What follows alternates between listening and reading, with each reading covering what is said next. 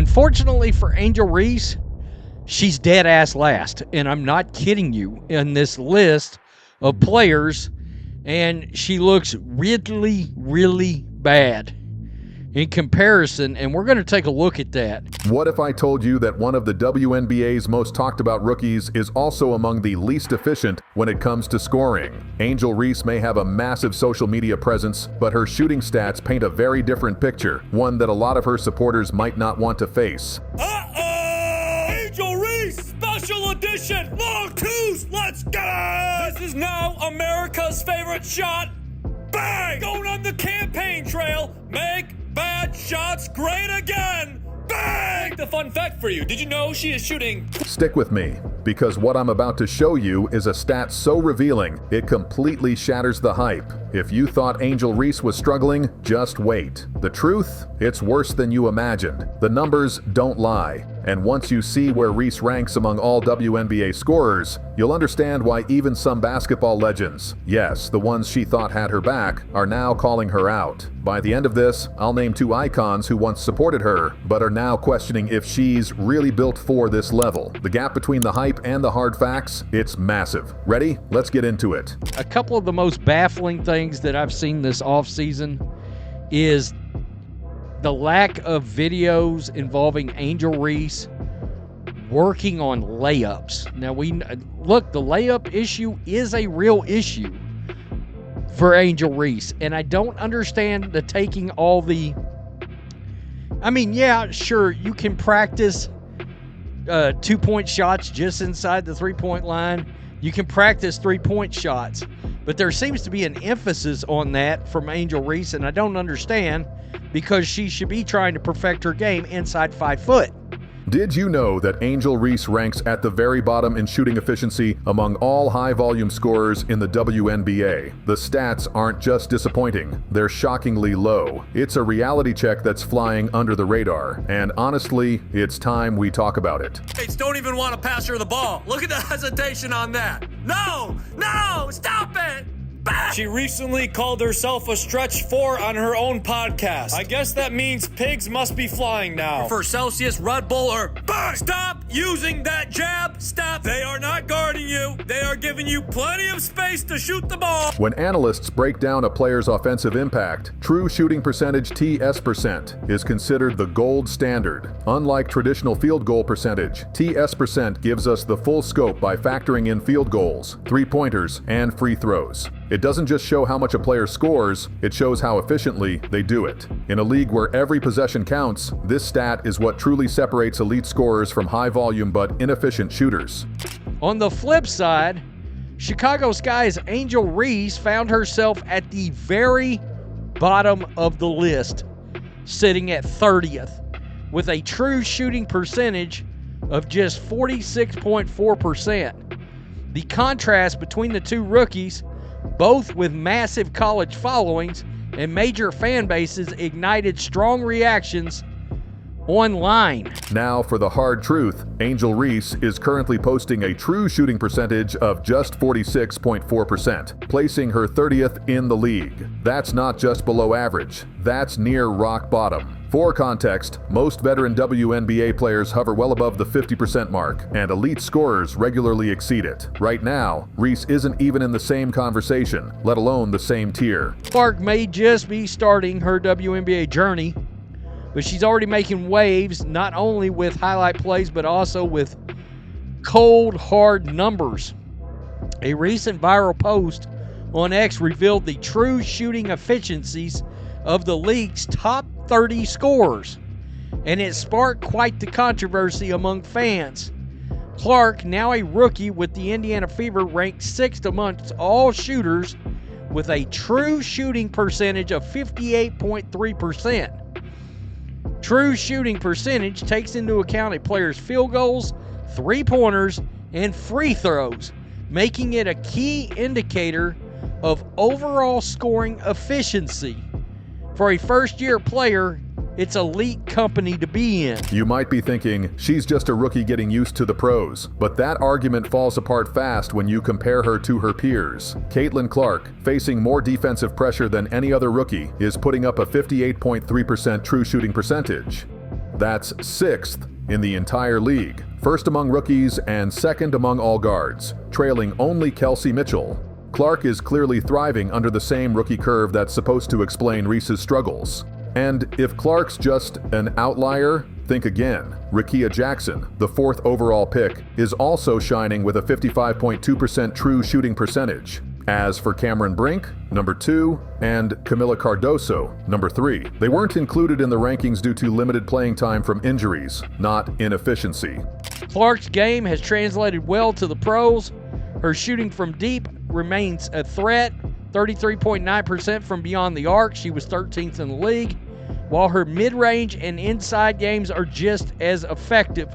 She ranked 4th in 2-point field goal percentage. I mean, see, that's where I'd expect Angel Reese to be real high. Nah. And 2nd in free throw shooting with a remarkable 90.9%.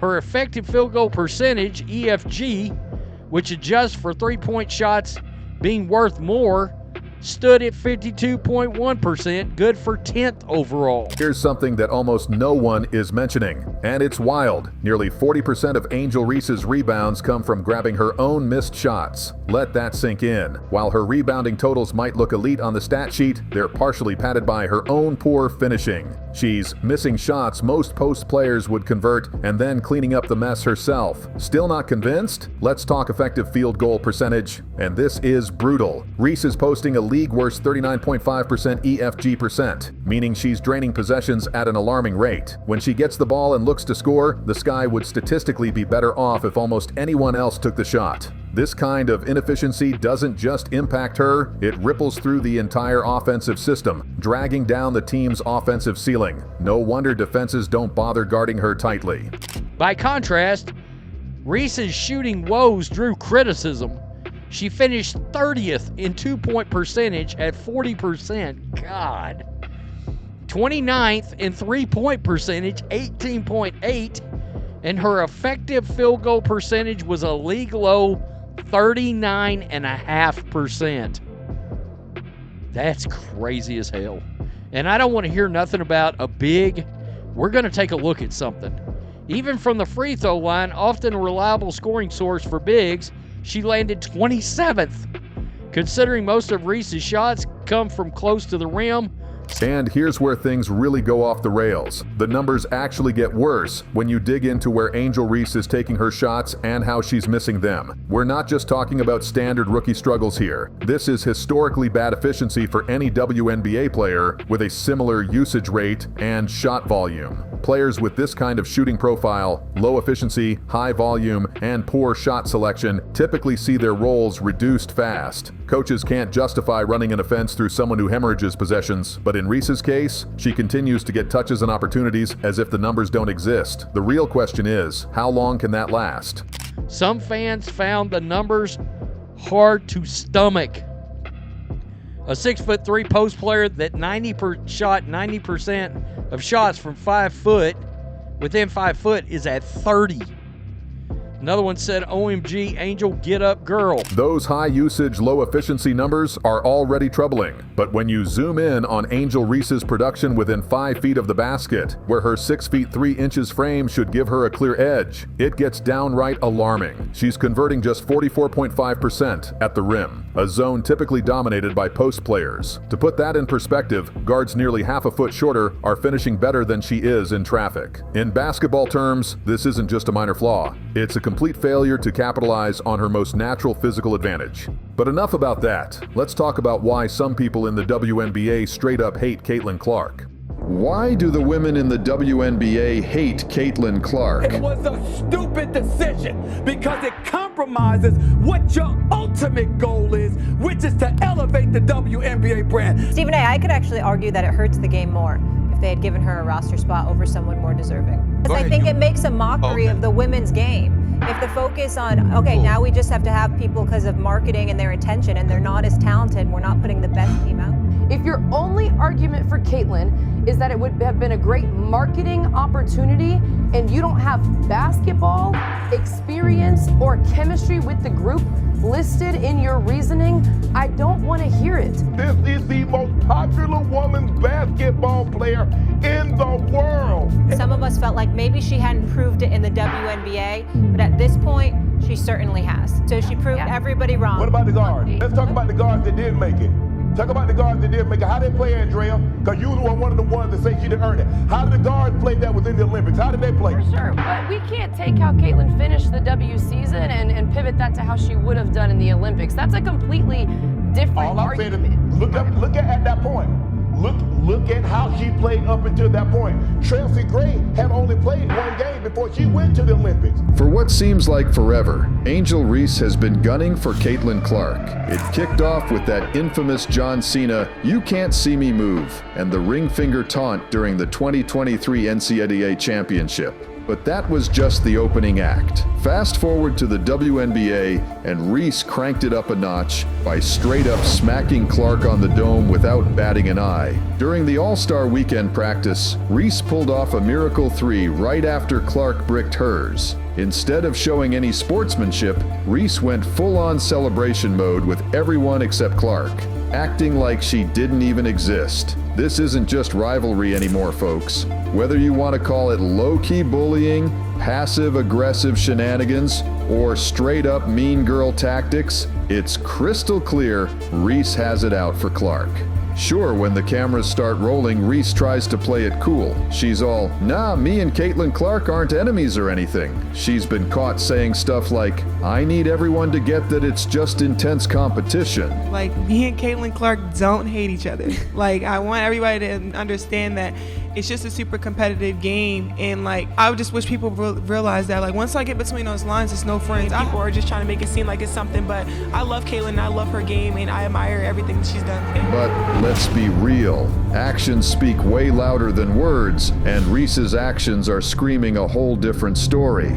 Friday, August 30th, the stage was set for another Clark versus Reese showdown. But this wasn't just any old regular season matchup. This wasn't just any game. It was the inaugural Barbie-themed extravaganza hosted by the Chicago Sky. Angel Reese, aka Bayou Barbie, in college, and now Chi-Town Barbie in the Windy City, was supposed to be the poster child for the whole anything is possible vibe. The arena was drowning in pink, all set up for what should have been Reese's time to shine. And if that wasn't enough pressure, this was their final rookie face-off. Back in college, Angel had Caitlin's number, leading 4-1. But in the big leagues, Caitlin was ahead 2-1. This game was Caitlin's shot at a dominant 3-1 lead, or Angel's chance to even the score. Before the game even tipped off, Angel was oozing confidence. Sure, she had this one in the bag. She even showed up dressed as Dennis Rodman, striking poses and working it like a runway model before the first whistle.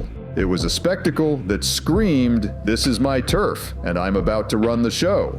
Caitlin Clark? She was all business when she rolled into Wintrust Arena. No flashy entrance, no costume party, just a baller laser focused on the task at hand. The difference between the two couldn't have been more night and day. From the jump, Clark's intensity was off the charts. She came out guns blazing, stepping up her game big time. Caitlin Clark from downtown, nothing but net for her first long-range missile. But despite her best efforts, the Sky's supporting cast was on fire, raining threes like there was no tomorrow. At one point, the scoreboard read 21-9, and it looked like the Sky was about to turn this into a blowout. I bet in that moment, all Angel Reese could hear was the sweet sound of victory playing in her head. But here's the thing about Clark. She was locked in, remember? And as for the Sky's three-point barrage, well, their hot streak was about to go ice cold. The Fever started mounting a comeback with Clark leading the charge. By the time the first quarter wrapped up, we were looking at a nail-biting 26-23 game. Clark knew exactly what was up, so to kick off the second quarter, she casually drained a logo three like it was nothing, closing the gap even more. The announcer lost his mind. The Fever, good ball movement on this possession. Logo shot! Logo make for Clark! Clark kept pulling off jaw-dropping plays, even chatting it up with the crowd, playfully asking if her shots were good. Meanwhile, Reese was struggling so hard, it made that ESPN tweet about the top rookie look like a bad joke. If you think I'm exaggerating, just wait till you see how the rest of this game unfolded, because things only got better for Caitlyn and way worse for Angel. As the third quarter kicked off, the Sky was getting desperate to shut Clark down, resorting to some shady tactics like not giving her a safe place to land. It was a risky move that could have ended badly, but Clark didn't even flinch. Reese, on the other hand, they were guarding her at the three-point line like she was the next coming of Giannis Antetokounmpo. Too bad for Reese. She's no Greek freak. The fever made her pay in the paint, and when she tried to go on the attack, it was just fail after epic fail. Here comes Reese putting her head down. Oops, Butterfingers. By the time the third quarter wrapped up, it was clear as day. Caitlyn was putting on a clinic, and Angel was having a night to forget. And remember, this was after Angel's whole Rodman cosplay and model routine before the game on Barbie Day in the Sky's own house. Clark had racked up an impressive 23 points and 9 dimes, while Reese was stuck at a measly 5 points and 7 boards. Then came the fourth quarter, where Clark continued to look like a superstar, while Reese and the Chicago Sky, let's just say they weren't exactly showing grace under pressure. When it came to pure hoops, Clark was in a league of her own. Whether she was draining shots or dishing out assists, Clark was unstoppable. The game got so lopsided, with the lead ballooning to 25 points, that Clark started tossing up shots you'd see in a game of horse. The Sky's frustration boiled over into some cheap shots. When Diamond DeShields collided with Clark, from one angle, it almost looked accidental, like she was trying to help her up afterward. But from another view, it was clear she was just whining to the ref, insisting it wasn't a foul. It was so blatant that even Deuce Bigalow himself, comedian Rob Schneider, chimed in, tweeting, "The fact this assault didn't get an immediate ejection from the ref means the WNBA needs to fire this zebra, overhaul the rulebook, and slap a hefty fine on this player for such a flagrant foul." For real, something's gotta give here. I mean, after that incident, a mind-blowing stat came to light. Apparently, 17% of all flagrant fouls in the WNBA have been against Caitlyn Clark, with the Chicago Sky. Yeah, Angel Reese's squad, responsible for a whopping 80% of them. Still think I'm reaching about Angel having it out for Clark? Anyway, not long after that drama, Caitlyn Clark wrapped up her stellar performance with 31 points and 12 assists, gave the crowd a wave, and headed to the bench. And this is where things took a turn for the hilarious for the fans, but became absolutely mortifying for Angel Reese. With just under 4 minutes on the clock, Clark was living it up on the bench with her teammates. Meanwhile, what was Angel Reese up to? Well, with her team in a 27-point hole, Reese was still out there, desperately chasing a few extra points and rebounds to secure a double-double. Like a textbook stat patter, she stayed in the game just to inflate her numbers. It was beyond comical. Picture this. Caitlyn's on the bench, laughing it up with her squad, busting moves, sipping on some Gatorade, while Angel Reese is out there on a mission to hit that double-double. I couldn't help but crack up. Let me paint this picture one more time. Caitlyn Clark, chillin' on the bench, having the time of her life with her team, while ESPN's supposed frontrunner for Rookie of the Year is out there stat padding like her life depends on it. To add insult to injury, she even bricked back-to-back free throws. This set off a firestorm online, with fans going off, Angel Reese stat padding in a 27-point blowout with 3 minutes left against the Fever's bench players. I can't help but laugh. She had what, 5 points with 4 minutes left in the fourth? Now suddenly she's got a double-double? Others didn't hold back. While Caitlyn Clark's out here winning games, Angel's disrespecting the sport with the most blatant stat padding I've ever witnessed, all to keep some streak going that only matters to her diehard fans. It's embarrassing. She ended up with 10 points, and half of those came after the Fever had already cleared their bench and were up by 30. For those of you who want the cold hard facts, I rewatched the game footage and dove into the play-by-play data. Caitlyn Clark checked out with exactly 3 minutes and 52 seconds left in the fourth, her team up by 27. After that moment, here's what Angel Reese managed. 2 buckets, 1 out of 4 from the charity stripe, 2 rebounds, 1 offensive, 1 defensive, and 1 turnover. Her final stat line for the night, 10 points and 11 rebounds, shooting 4 for 9. But if you strip away the garbage time stat padding, her real numbers would have been a measly 5 points and 9 rebounds on 2 for 7 shooting. That's a brutal 28% from the field.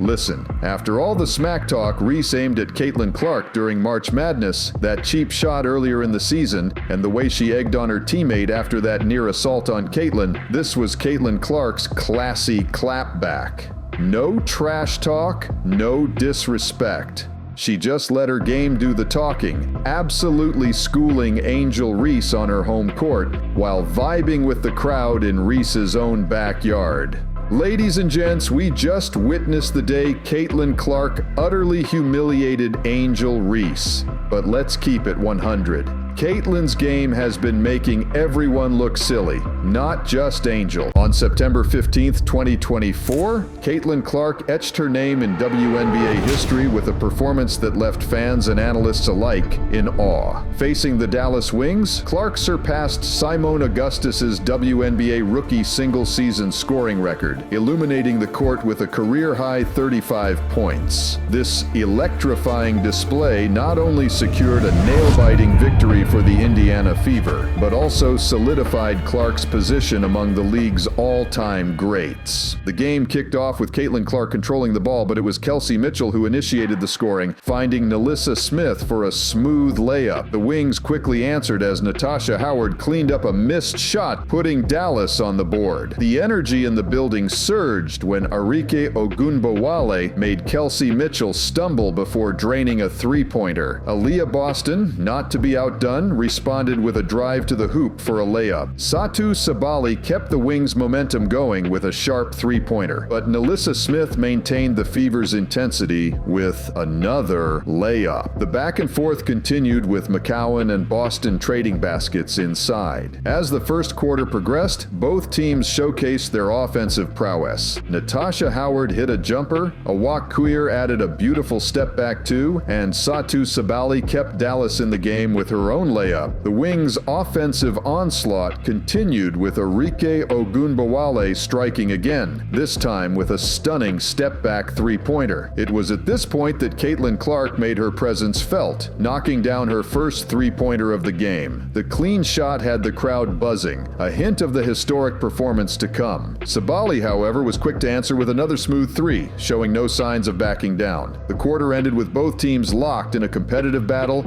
the Wings holding a 34-26 lead over the Fever, but the stage was set for Clark's record-breaking night. As the second quarter began, Clark wasted no time, hitting a three-pointer to ignite Indiana's offense. Challenge that Dallas has had all year.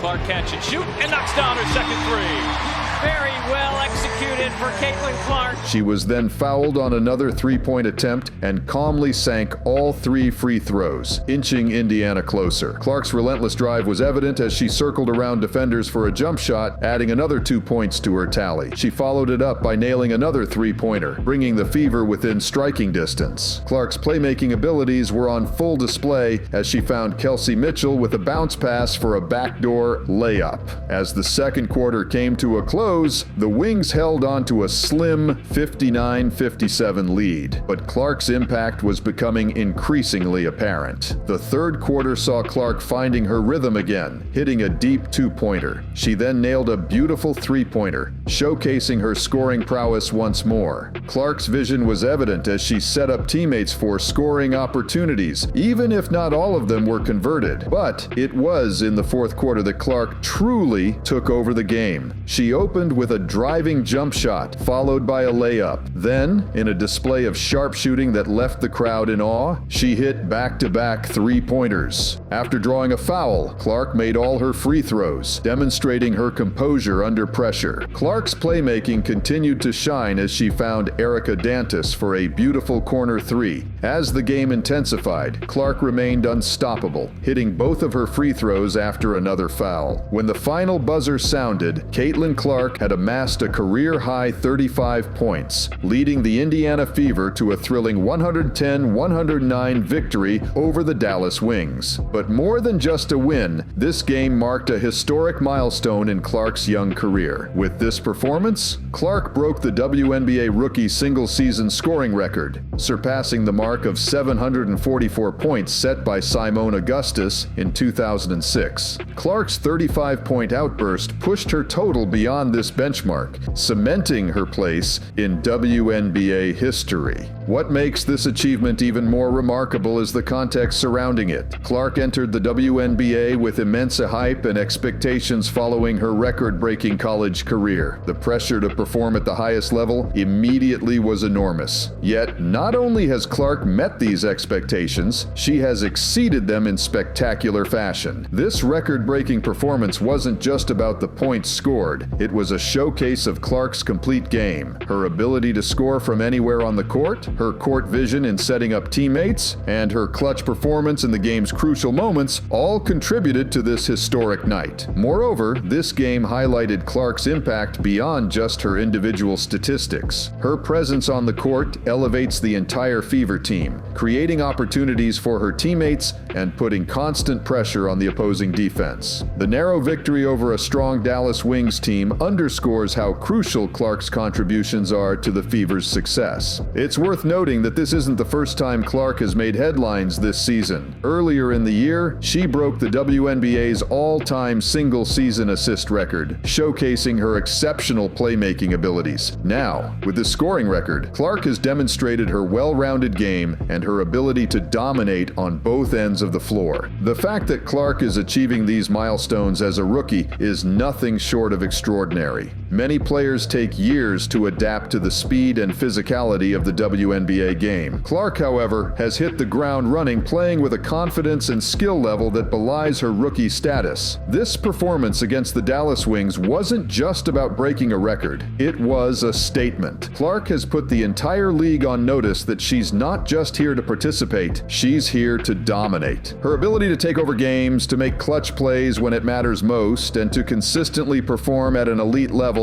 has set a new standard for what we can expect from a rookie in the WNBA. As we look to the future, it's clear that this is just the beginning for Caitlin Clark. With her combination of scoring ability, court vision, and competitive drive, there's no telling what records she might break next. Will she challenge for the MVP award in her rookie season? Could she lead the Fever to a playoff berth? The possibilities seem endless. What's certain is that Caitlin Clark has already left an indelible mark on the WNBA. Her record-breaking performance is not just a personal achievement, but a milestone for the league as a whole. It represents the continuing evolution of women's basketball, with each generation of players pushing the boundaries of what's possible on the court. For fans of the game, Clark's emergence is a thrilling development. Her style of play, a mix of long-range shooting, creative passing, and fearless drives to the basket, is not just effective, it's entertaining. She's the kind of player who can bring new fans to the sport and keep them coming back for more. As we reflect on this historic night, it's clear that we're witnessing the rise of a generational talent. Caitlin Clark isn't just breaking records. She's redefining what we thought was possible for a WNBA rookie. With each game, each assist, and each bucket, she's writing a new chapter in the league's history. The 2024 WNBA season is far from over, and if this game is any indication, Caitlin Clark has plenty more in store for us. Will she continue to break records? Will she lead the Fever to new heights? One thing's for certain: the basketball world will be watching, eager to see what this phenomenal rookie does next. In conclusion, Caitlin Clark's record-breaking performance against the Dallas Wings is more than just a remarkable individual achievement. It's a glimpse into the future of women's basketball, a testament to the evolving skill level in the WNBA, and a moment that will be remembered for years to come. As Clark continues to shock the league, breaking record after record, one thing is clear: the Caitlin Clark era has officially begun, and it promises to be nothing short of spectacular.